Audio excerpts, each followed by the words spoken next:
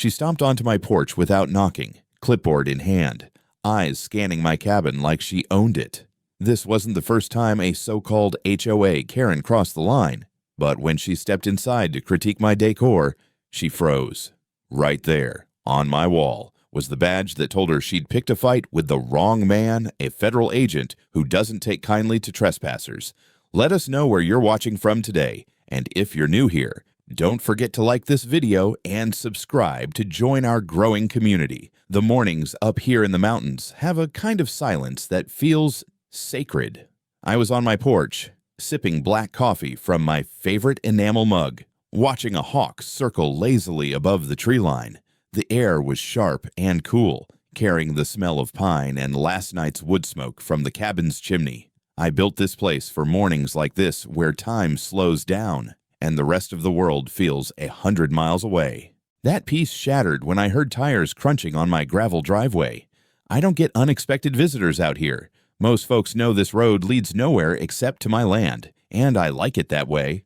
The sound grew louder until I spotted a spotless white SUV, too shiny to belong in these woods, barreling down my driveway like it had every right to be there. The SUV screeched to a stop in front of my porch. Before I could stand, the driver's side door flew open. Out stepped a woman who looked like she'd been dropped here straight from a city office. A bright red blazer, pencil skirt, and high heels on gravel. She clutched a clipboard like it was a weapon. Her posture was stiff, her expression tight and judgmental, like the whole world was out of order and it was her job to fix it.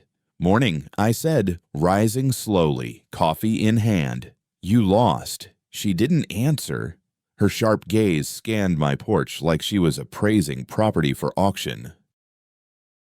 Her eyes stopped on the wreath I'd hung on my door last winter. It was made of pine branches and twine, nothing fancy, but she looked at it like it was offensive. Then she clicked her pen and scribbled something on her clipboard. "This decor is not compliant with HOA standards," she said, her tone clipped and cold. "That wreath is far too large, and the wind chime unacceptable." For a second, I thought I misheard her. I set my coffee down slowly, trying not to laugh. "Oh, lady, there's no HOA out here. This is private land." Her chin lifted in that self-important way only someone like her could manage. "I represent the Lakeview Community Association. All properties within the district are being brought up to standard. Your cabin falls under our jurisdiction now. We're standardizing exteriors to maintain property values. Yours is unsightly." I couldn't believe what I was hearing. Lakeview. That's 4 miles south. I don't belong to any HOA. I bought this land outright. No strings attached. Her lips tightened like I'd said something personally insulting. "There's been a county reassessment. Whether you signed or not, these guidelines apply." She tapped her clipboard with the pen. "That firewood stack. It needs to be moved. It's an eyesore. My firewood. The same stack I split myself every fall and keep near the porch so I don't have to dig through the snow come winter." I stepped down off the porch, boots crunching on the gravel. "You're kidding me. That stack is my heat source. I'm not moving a damn thing." Her eyes flickered with annoyance, but she didn't back down. "If you'd like to avoid a formal complaint, you'll comply. This is your one warning." I stared at her for a long second. The gall of this woman. "Ma'am," I said slowly, "you're trespassing. Turn that SUV around and leave." She acted like I hadn't said a word. Instead, she stepped right onto my porch, her heels clicking against the old wood boards like nails on a coffin. "Your cabin is bringing down the overall aesthetic." "That mismatched paint." "Mismatched paint?" I interrupted. "That's cedar stain. And it's been on these boards longer than your HOA's been breathing down people's necks." Her pen scratched another note. "Defensive attitude. Non-compliance likely. Recommend follow-up visit." Follow-up visit. I took a step closer, standing between her and my front door. "There's not going to be a follow-up. This is private property. I'll ask you one more time. Step off my porch." She gave a little smirk, the kind of smug grin that said she was used to getting her way. "You can't stop me from documenting violations. I have authority here." Authority. That word set something off in me. Years of working as a federal agent had taught me about real authority, and this woman had none of it. Still, I kept my voice level. "Ma'am, you've got about 2 seconds to get back in your car before this turns into a problem." Instead of listening, she leaned sideways, peering through my cabin door like she was sizing up my living room. That was the last straw. I stepped in front of her, blocking her view. "Do not cross that threshold," I said. She tilted her head, almost daring me. And then, without another word, she stepped right past me and into my cabin. I felt a surge of anger, the kind that makes your blood run hot. She had no idea who she was dealing with. No idea that the badge hanging on my wall wasn't some cheap souvenir, it was the real thing.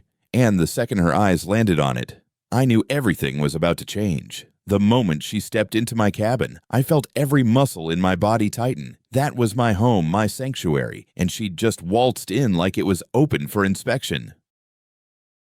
Her heels clicked across the wooden floor as she started glancing at the furniture, the photographs on the mantel, even the quilt draped over the arm of my chair. "This interior," she muttered, jotting notes on her clipboard, "completely non-standard. Dark tones, cluttered arrangements, mismatched furnishings. Frankly, this doesn't reflect the values of the Lakeview community." I followed her inside, my jaw set tight. "Lady, I've been polite, but you just crossed the line. This isn't your community. It's mine, my land, my cabin, my rules. Now get out." She didn't even look up from her clipboard. Threats won't get you anywhere.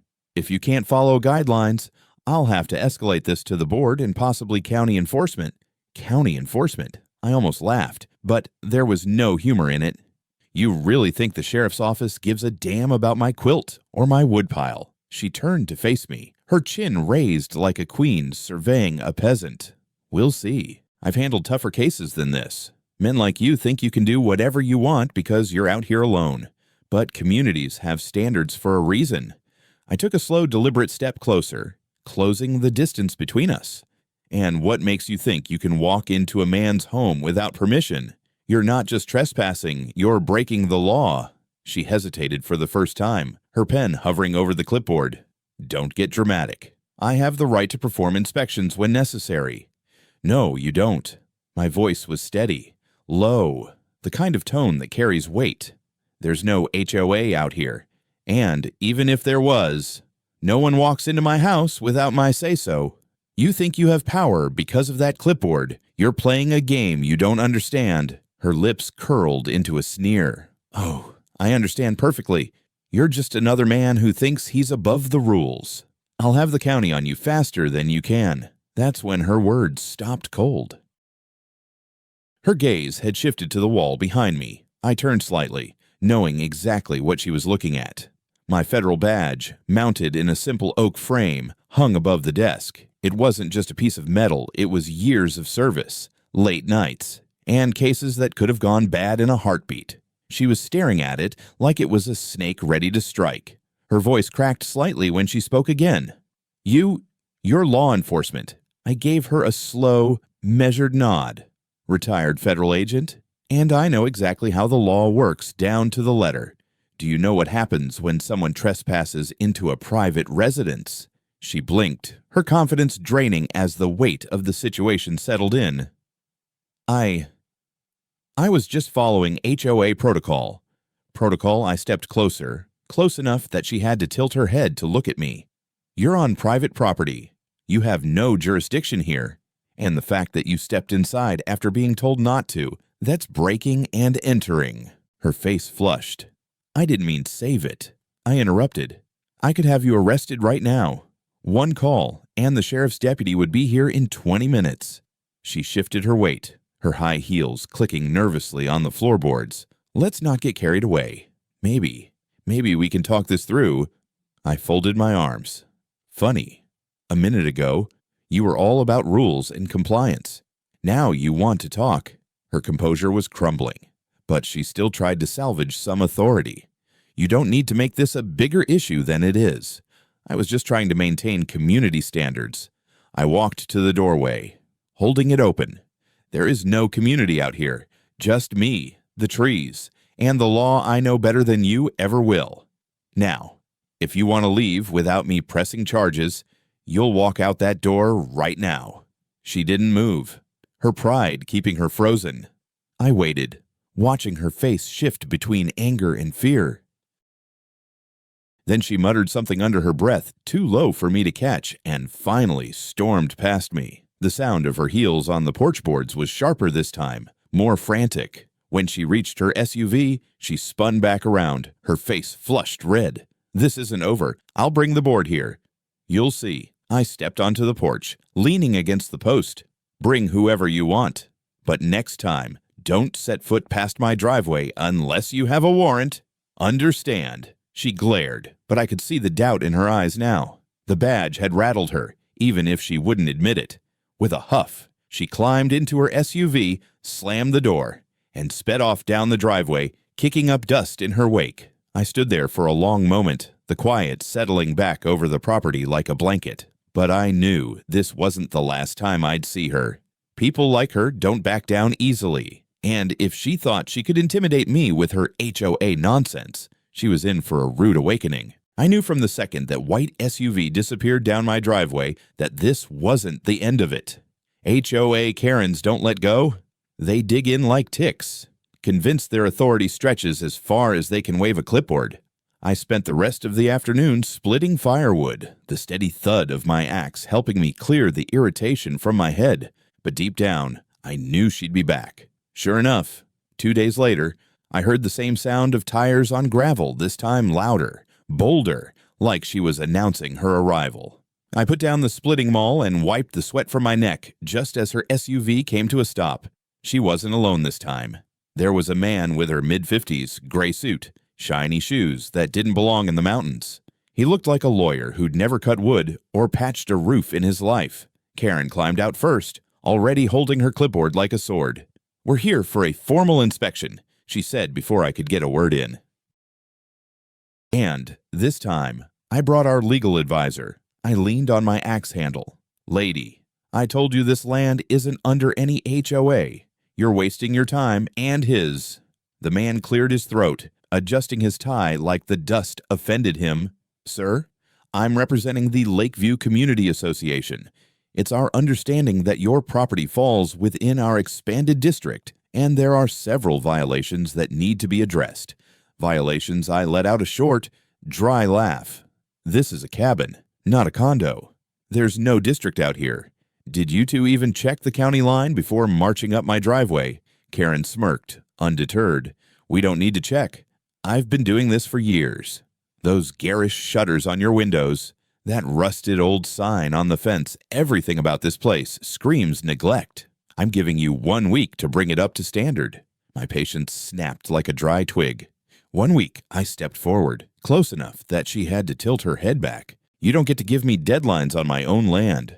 "Do I make myself clear?" Karen's face flushed, but she took another step toward me anyway, heels digging into the dirt like she wanted to mark her territory. "Don't you raise your voice at me. This is about community pride. If you can't handle that, maybe you don't belong here." "Don't belong here," I echoed. "I've lived through things you wouldn't survive a single day of. This cabin was built with my own hands, board by board. I don't need a self-appointed queen and her lawyer telling me what pride looks like." The man in the suit shifted uncomfortably, but Karen wasn't done. She marched past me toward the porch, her eyes fixed on the cabin door like she was daring me to stop her. "Hey," I barked, stepping in front of her. "You crossed that line again. And we're going to have a real problem." She folded her arms, defiant. "What are you going to do? Intimidate me with that badge of yours?" I stared at her, silent for a moment. The wind rustled the pines behind us, carrying the sharp smell of sap.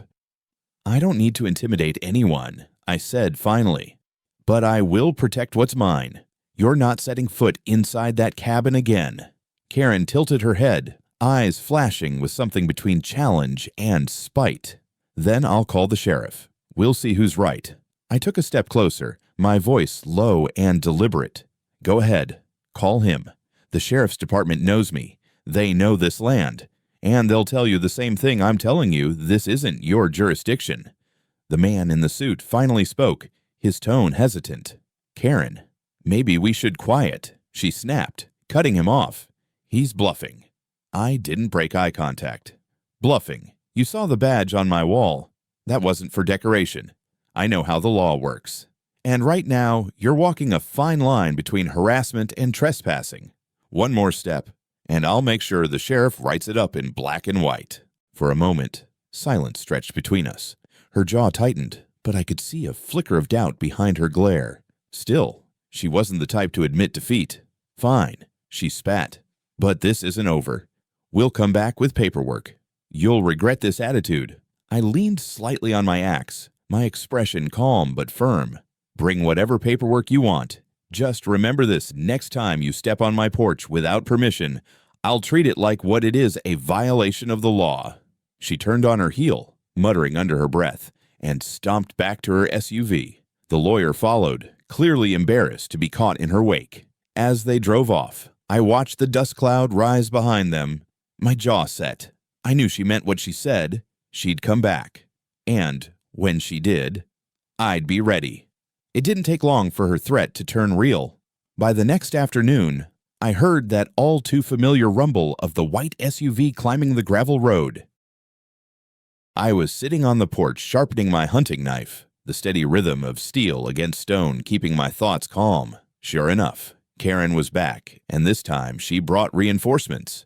2 other people climbed out with her, one with another clipboard, and the other holding a camera like they were here to document a crime scene. Karen's heels struck the gravel with the same sharp rhythm as before.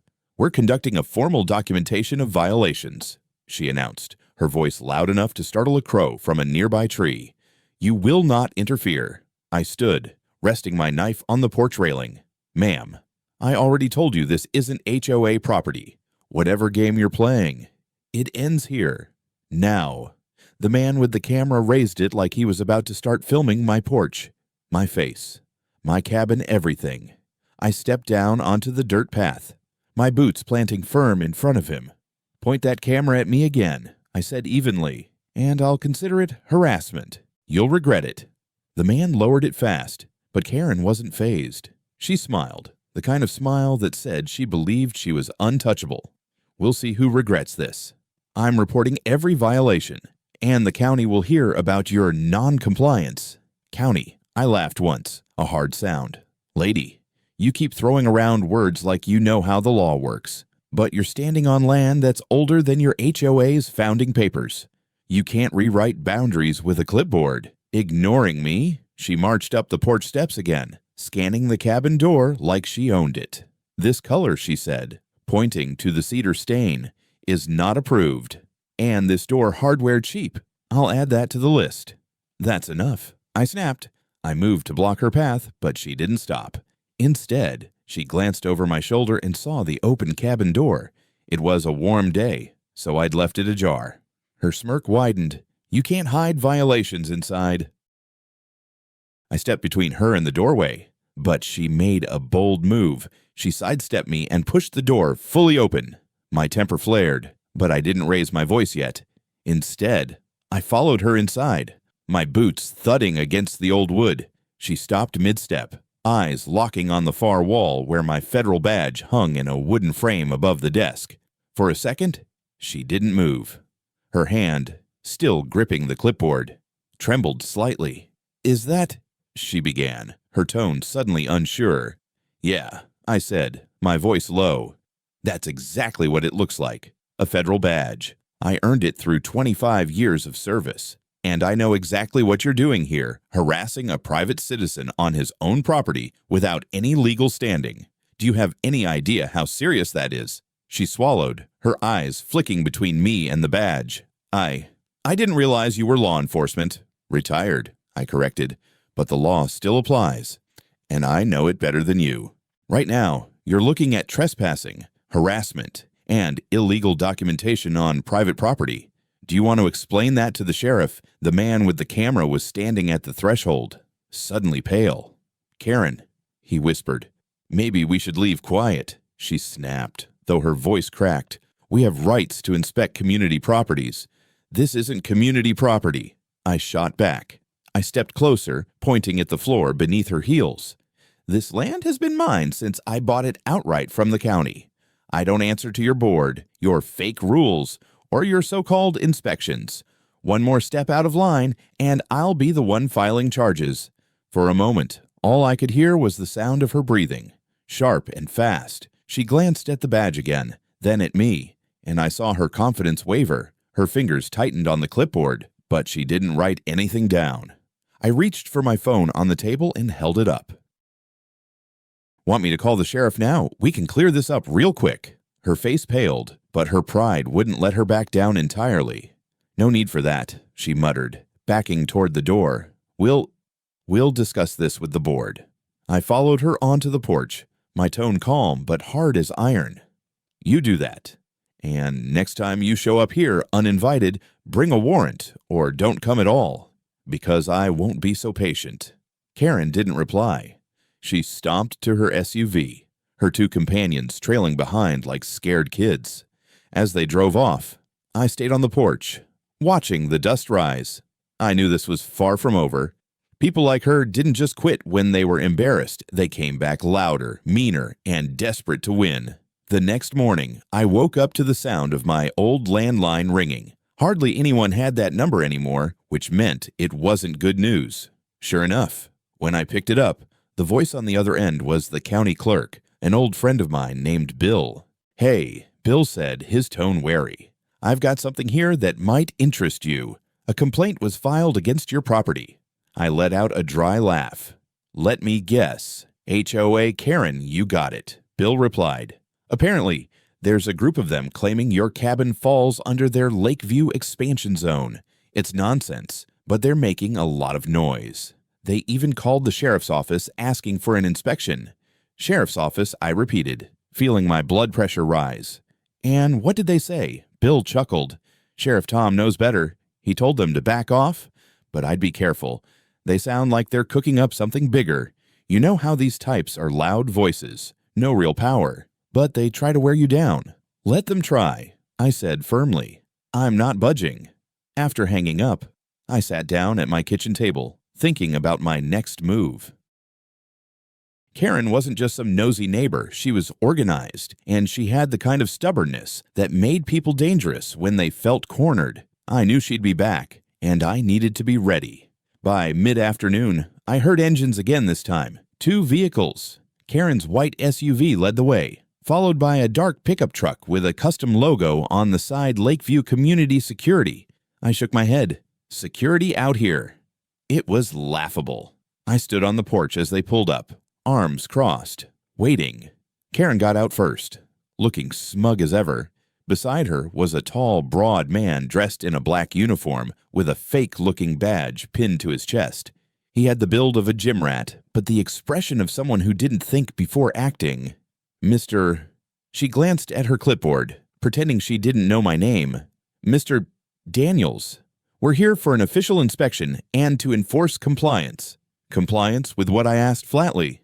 "With HOA regulations," she said, her voice sharp. "And this time, we have security with us." She gestured to the man beside her like he was some kind of hired muscle. I gave him a slow once-over. "You working for the county?" I asked. He shifted uncomfortably. I'm with the Lakeview Association's private security team." "Private security," I repeated, smirking. "So basically, a rent-a-cop with no authority on my property." Karen bristled. "He's here to ensure there are no confrontations. You have a history of being uncooperative." Uncooperative. I took a step forward, my boots crunching the gravel. "You've trespassed onto my land twice, and now you're bringing back up like this is some kind of war. What's next?" "A bulldozer." Karen's smile didn't falter. "If that's what it takes to bring this place up to standard, yes." That was enough. I stepped back into the cabin, leaving the door wide open. Karen's eyes followed me as I walked to the wall where my federal badge hung in its frame. I grabbed the badge, along with my retired ID, and stepped back outside. I held them up so both of them could see. "You know what this means," I said, my voice steady. "This means I know the law, and I have connections that go far beyond your little board meetings.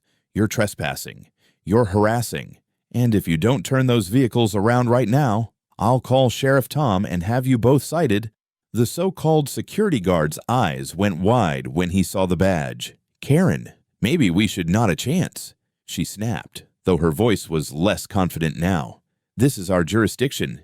He's bluffing." I stepped closer, close enough for her to see the years of work etched into my face. "Bluffing? You think a federal badge is a bluff? One call, Karen. One. And the sheriff will haul your SUV out of here with you in cuffs if you're not careful." The guard shifted nervously. "Karen, I really think fine," Karen barked. "We'll leave. But this isn't over. We'll bring this to the county board if we have to." "Good luck with that," I said. "They'll laugh you out of the building when they see the property lines. I have the deeds, the maps, and the law on my side." She glared at me like she wanted to burn my cabin down with her eyes, but she said nothing more. Instead, she spun on her heel and stomped back to the SUV. The guard followed, shaking his head as if he'd had enough of her theatrics. I stayed on the porch, watching them leave. The forest was quiet again, but the tension still lingered. I knew this was only round 3, and if Karen wanted a fight, I was ready to end it on my terms. I knew that letting Karen keep the upper hand, even for a second, was a mistake I couldn't afford.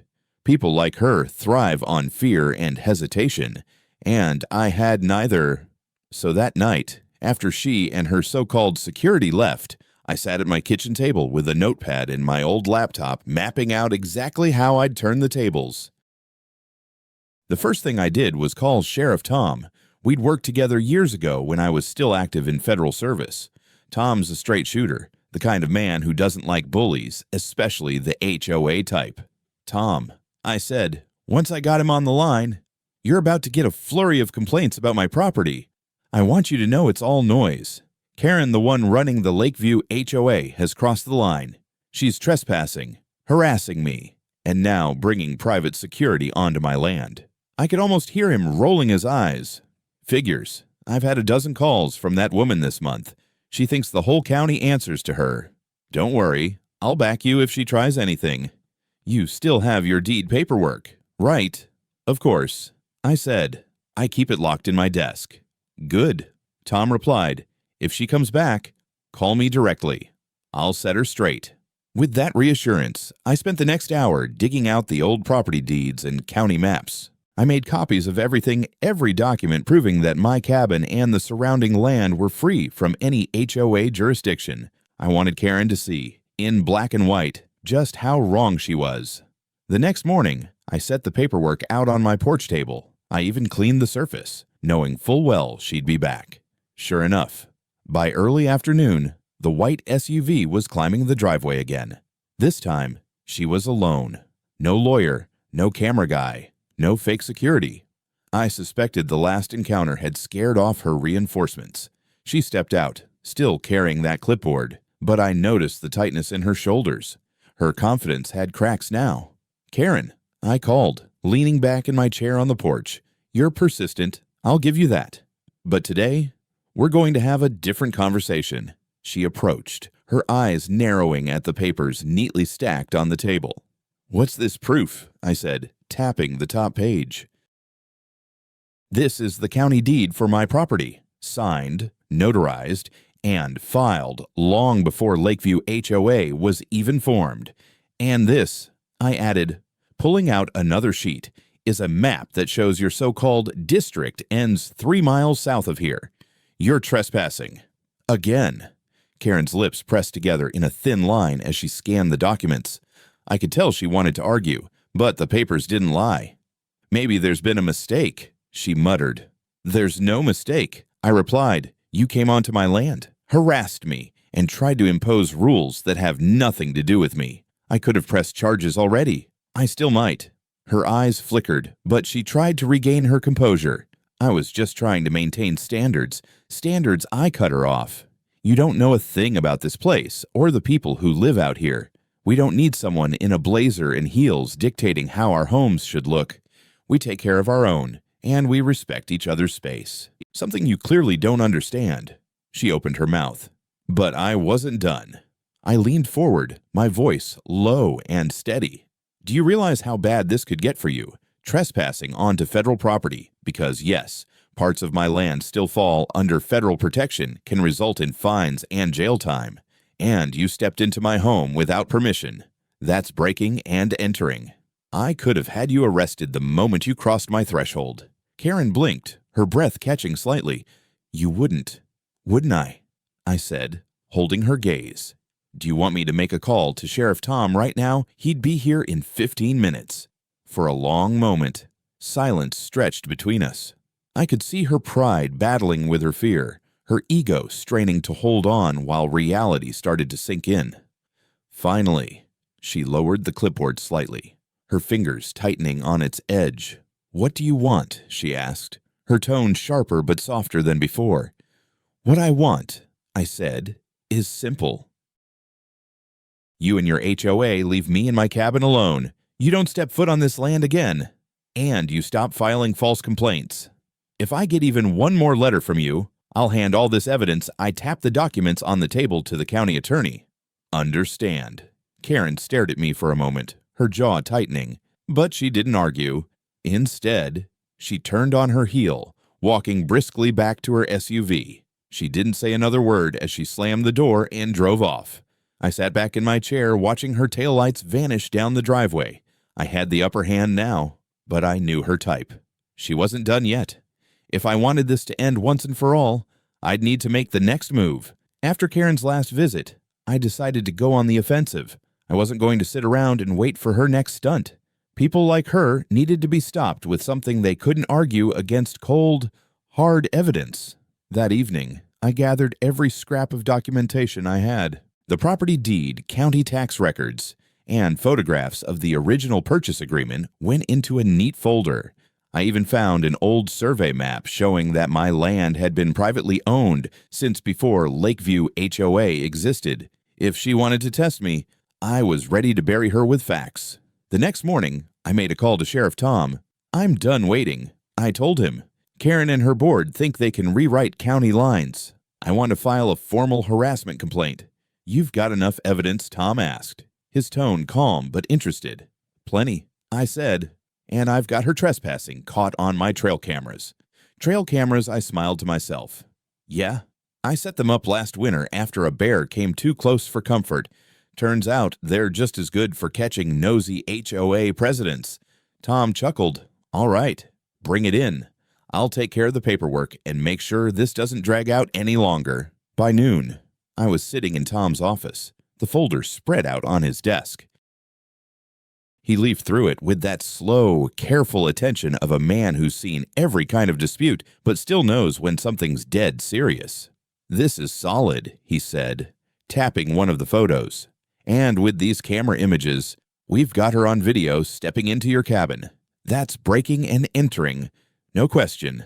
I nodded. "I'm not looking to throw her in jail unless I have to, but I want this nonsense to stop. For good." Tom leaned back in his chair. "I'll call her down here. We'll have a conversation.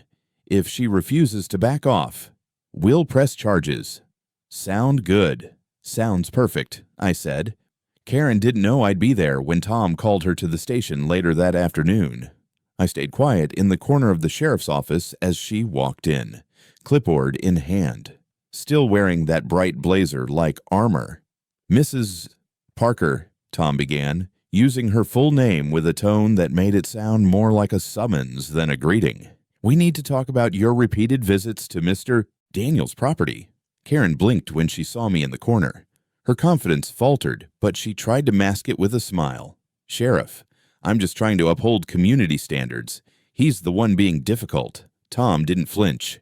"Community standards don't apply to his land. I've reviewed the property records myself. You and your HOA have no jurisdiction there. None." Karen's smile wavered. "But the board, Mrs. Parker," Tom interrupted, his tone firm. "You entered his home without permission. That's a crime. We have the footage and multiple witnesses. If Mr. Daniels decides to press charges, you could face serious consequences." Karen's head snapped toward me, her face paling. "You wouldn't." I stood, stepping forward. "Wouldn't I? You think you can march into my home, insult everything I've built, and then threaten me with fake rules. I've had enough of your harassment. One more step onto my land, and I'll press charges so fast you won't have time to call your board. Karen's hand tightened on her clipboard, but I saw the fight drain out of her eyes. She glanced at Tom, who gave her a look that could cut steel. "This is your warning," Tom said. "Stay off his property. If I hear one more complaint from you or your board, I'll make sure it's dealt with by the county attorney." "Do you understand?" Karen swallowed hard.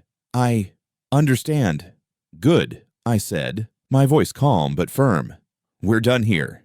She nodded once, her pride wounded, and hurried out of the office. The sound of her heels clicking on the tile floor faded, leaving only silence and the faint hum of the sheriff's ceiling fan. Tom looked at me, shaking his head. "That woman's trouble with a capital T. You handled this better than most folks would have." I shrugged. "I've dealt with worse than a clipboard-wielding HOA president, but I appreciate your help." "Any time," he said. "Something tells me this won't be the last time we hear about her, but at least now she knows where the line is." That night, back at the cabin, I sat on the porch with a fresh cup of coffee. The sun was setting behind the pines, painting the sky with streaks of orange and purple. For the first time in days, I felt the tension ease from my shoulders. Justice wasn't always about slamming someone with the law. Sometimes it was about standing firm, showing people like Karen that they couldn't push everyone around. And this time, she finally knew it. The days after my meeting with Sheriff Tom were the quietest I'd had in weeks. No more engines roaring up the gravel road, no more sharp heels clacking on my porch, and no more unwanted inspections. The cabin felt like itself again, peaceful, still, and mine. That first morning of true silence, I woke up before dawn. The embers from last night's fire were still glowing faintly, and the air was cool enough to see my breath. I brewed a pot of black coffee and stepped out onto the porch, taking in the smell of pine and wood smoke. The forest around me was waking up, and for the first time in days, I felt like I could breathe again. I leaned against the porch railing, watching the mist roll across the tree line. It reminded me why I built this cabin all those years ago, why I traded city noise for the sound of wind through the pines.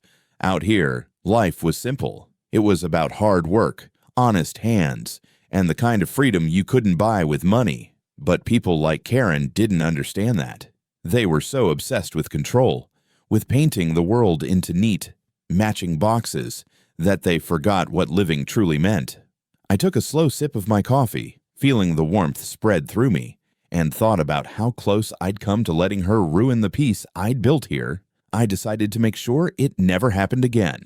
After breakfast, I walked the property line, checking every trail camera and making sure the signs marking private property were freshly nailed and clear. If anyone, Karen or otherwise, thought about stepping onto my land uninvited, they'd know they weren't welcome.